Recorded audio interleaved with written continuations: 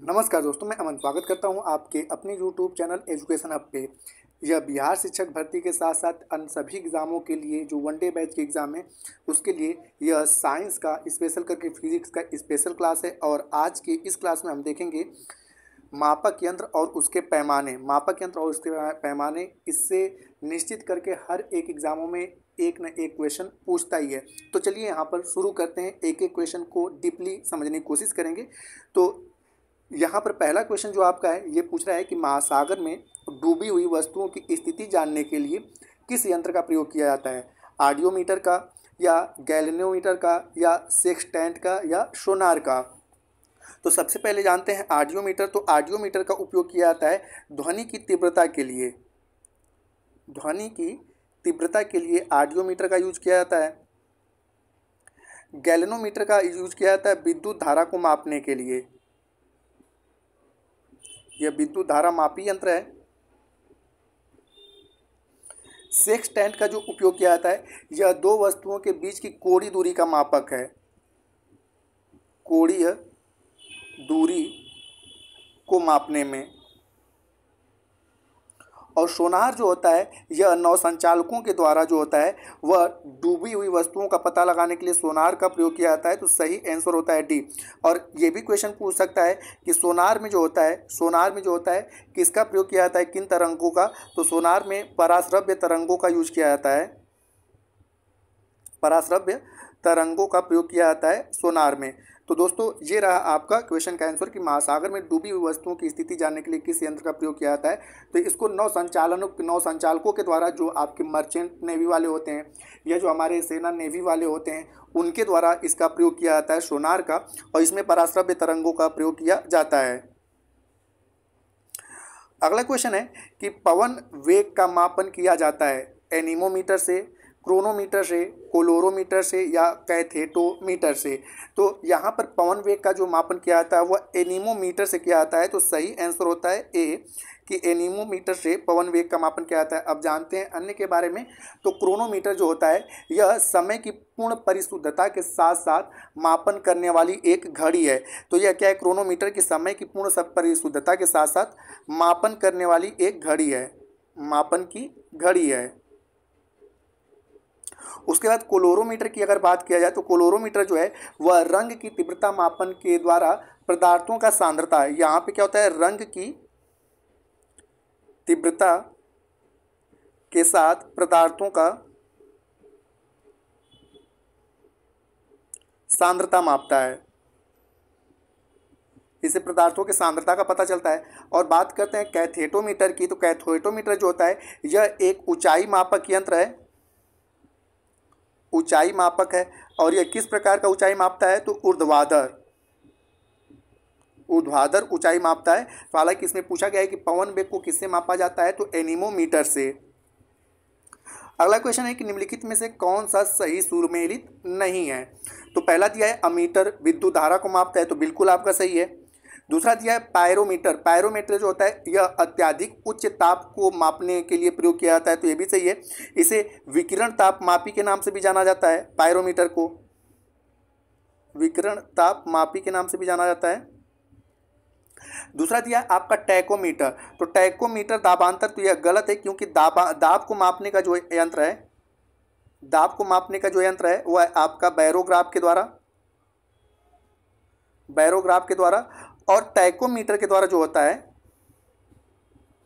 Tachometer के द्वारा जो होता है यह मापा जाता है आपका घूर्णन गति। घूर्णन गति को मापते हैं। खास करके इसका प्रयोग वाहन और विमानों में किया जाता है। टैकोमीटर का उपयोग किया जाता है वाहन और विमानों में। और चौथा दिया है इलेक्ट्रोमीटर। तो इलेक्ट्रोमीटर से विद्युत आवेश या विभवांतर मापते हैं, तो यह बिल्कुल सही है। तो पूछा है कौन सा सही सुमेलित नहीं है? तो सही आंसर होता है कि आपका सी वाला सही सुमेलित नहीं है, क्योंकि टैकोमीटर से घूर्णन गति को मापा जाता है जिसका प्रयोग वाहन और विमानों में किया जाता है। और यहाँ पे दिया है दाबांतर। तो दाबांतर को मापने के लिए हम लोग बैरोग्राफ का उपयोग करते हैं। अगला क्वेश्चन है कि मैनोमीटर के द्वारा किसकी माप की जाती है? वायु दाब की, गैसों के दाब की, वाहन द्वारा तय की गई दूरी की, या प्रकाश की तीव्रता की? तो यहाँ पर जानते हैं कि वायु दाब को जो होता है, जैसे मैंने दाबांतर, वो होता है बैरोमीटर। और यहाँ पर मैनोमीटर के द्वारा गैसों का दाब मापा जाता है। वाहन द्वारा जो तय की गई दूरी है उसको ओडोमीटर से मापते हैं, और प्रकाश की जो तीव्रता है उसको फोटोमीटर से मापते हैं। तो यहाँ पूछा गया है कि मैनोमीटर के द्वारा क्या मापा जाता है, तो सही आंसर होता है बी कि मैनोमीटर के द्वारा गैस का दाब मापा जाता है। अगला क्वेश्चन है निम्नलिखित में से कौन सही सुमेलित नहीं है। पहला दिया है ओंडोमीटर, यह विद्युत चुंबकीय तरंगों की आवृत्ति को मापता है। तो ओंडोमीटर जो है बिल्कुल सही है कि यह विद्युत चुंबकीय तरंगों की आवृत्ति को मापता है। स्फिग्नोमैनोमीटर जो है यह रक्तचाप को मापता है, तो यह भी बिल्कुल सही है। फ्लक्स मीटर जो है समुद्र की गहराई मापता है, तो यह गलत है क्योंकि समुद्र की गहराई जो है वह फैदोमीटर मापता है। ठीक है, और बात करते हैं फ्लक्स मीटर की, तो फ्लक्स मीटर जो है वह चुंबकीय प्रवाह को मापता है, चुंबकीय प्रवाह को मापता है। और विस्कोमीटर जो है वह तरल की श्यानता को मापता है, तो यह बिल्कुल सही है। तो पूछा है कौन सा सही सुमेलित नहीं है, तो सही आंसर होता है सी, सही सुमेलित नहीं है। अगला क्वेश्चन है वायुमंडलीय दाब को मापने में किस यंत्र का उपयोग किया जाता है। हाइग्रोमीटर, बैरोमीटर, हाइड्रोमीटर या लैक्टोमीटर। तो यहाँ पर हाइग्रोमीटर से जो होता है वह वायुमंडल की सापेक्ष आर्द्रता मापी जाती है, वायुमंडल की आर्द्रता मापी जाती है, सापेक्ष आर्द्रता। बैरोमीटर से वायुमंडलीय दाब मापा जाता है, तो सही आंसर होता है बी। हाइड्रोमीटर से द्रव या जल का घनत्व मापा जाता है।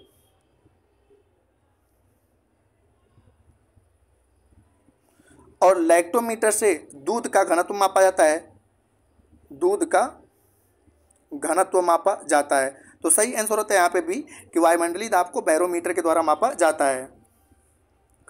अगला क्वेश्चन है कि किसी भौतिक या रासायनिक परिवर्तन के फलस्वरूप किसी गैसीय मिश्रण के आयतन में होने वाले परिवर्तन को मापा जाता है। यूडियोमीटर से, स्पेक्ट्रोमीटर से, कैरेटोमीटर से या लक्स मीटर से।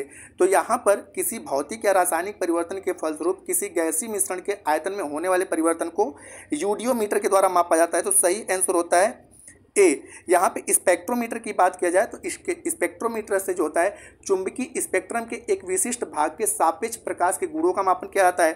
कैरेटोमीटर से जो होता है वह सोने की शुद्धता को मापते हैं, सोने की शुद्धता को मापते हैं। और लक्स मीटर से जो होता है वह प्रकाश की तीव्रता को मापते हैं।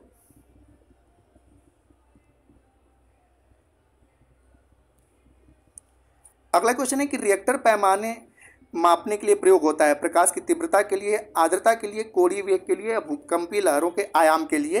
तो रिएक्टर पैमाना जो होता है वह भूकंप के लहरों के आयाम को मापने के लिए प्रयोग किया जाता है, और इसलिए सही आंसर होता है डी। और इस यंत्र का नाम क्या होता है, तो सिस्मोग्राफ होता है। प्रकाश की तीव्रता जो है जैसे मैंने बताया कि लक्स मीटर से प्रकाश की तीव्रता मापते हैं। आर्द्रता जो होता है हाइग्रोमीटर से मापा जाता है, हाइग्रोमीटर से आर्द्रता मापा जाता है। और कोणीय वेग को जो होता है वह कोणीमीटर को जायरोस्कोप से मापते हैं। अगला क्वेश्चन है कि पौधों की वृद्धि मापने का यंत्र कौन सा है। कैस्कोग्राफ, रेन गेज, गीगर काउंटर या पॉलीग्राफ। तो पौधों की वृद्धि जो होता है वह कैस्कोग्राफ से मापा जाता है, तो सही आंसर होता है ए। और कैस्कोग्राफ का आविष्कार किसने किया था, तो जगदीश चंद्र बोस ने। कब, साल 1900 में जगदीश चंद्र बोस ने कैस्कोग्राफ का आविष्कार किया था। इससे पौधों की वृद्धि मापी जाती है। रेन गेज क्या है, वर्षा मापक यंत्र है, वर्षा मापक है। गीगर काउंटर जो है वह अनियत आयनित जो होता है, आयनित विकिरण मापक है गीगर काउंटर। और पॉलीग्राफ जो है वह झूठ का पता लगाने वाला यंत्र है।